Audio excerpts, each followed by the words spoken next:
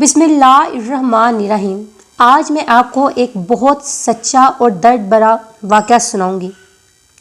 نبی کریم صلی اللہ علیہ وآلہ وسلم نے ایک مرتبہ جبرائیل سے پوچھا، اے جبرائیل، کبھی تجھے آسمان سے مشقت کے ساتھ بڑی جلدی اور فوراً زمین پر اترنا پڑا؟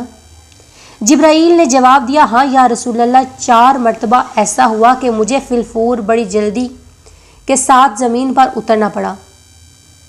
نبی کریم نے فرمایا، وہ 4 مرتبہ کس کس موقع پر؟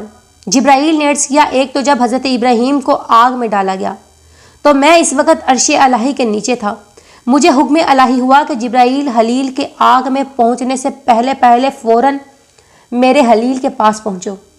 چنانچہ میں بڑی جلدی کے ساتھ فوراً ہی حضرت ابراہیم کے پاس پہنچا۔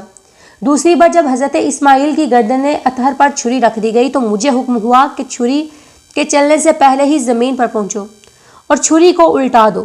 چنانچہ میں چھری کے چلنے سے پہلے ہی زمین پر پہنچ گیا اور چھری کو چلنے نہ دیا۔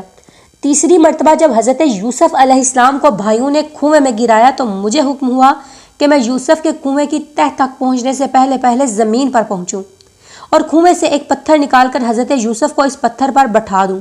چنانچہ میں نے ایسا ہی کیا۔ اور چوتھی مرتبہ یا رسول صلی اللہ علیہ وآلہ وسلم، جب کافروں نے حضور اکرم صلی اللہ علیہ وآلہ وسلم کے دندان مبارک شہید کیے تو مجھے حکم الہی ہوا کہ میں فوراً زمین پر پہنچوں اور نبی کریم کے دندان مبارک کا خون زمین پر نہ گرنے دوں اور زمین پر گرنے سے پہلے ہی وہ خون مبارک اپنے ہاتھ پر لے لوں۔ یا رسول صلی اللہ علیہ وآلہ وسلم، اللہ نے مجھے فرمایا تھا، اگر میرے محبوب کا یہ خون زمین پر گر گیا تو قیامت تک زمین میں سے کوئی سبزی نہ اگے گی اور نہ ہی کوئی درخت۔ چنانچہ میں بڑی جلدی کے ساتھ زمین پر پہنچا اور نبی کریم کے خون مبارک کو اپنے ہاتھ پر لے لیا۔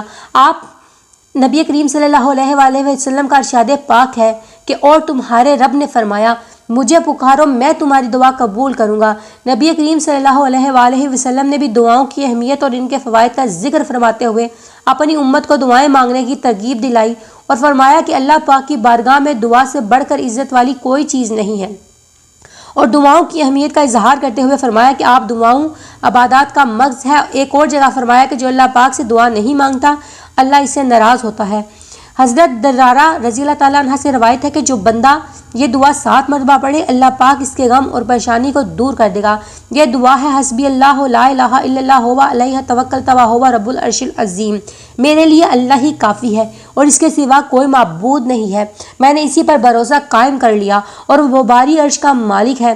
اس طرح حضرت عثمان بن عفان رضی اللہ تعالیٰ عنہ سے روایت ہے کہ نبی کریم نے فرمایا کہ جو شخص صبح و شام 3 مرتبہ یہ دعا پڑھے تو اس کو دنیا کی کوئی چیز نقصان نہیں پہنچائے گی۔ اور یہ دعا یہ ہے، بسم اللہ الذی لا یضر مع اسمہ شیئا فی الارض ولا فیہا سماء وہو السمیع العلیم۔ آمین۔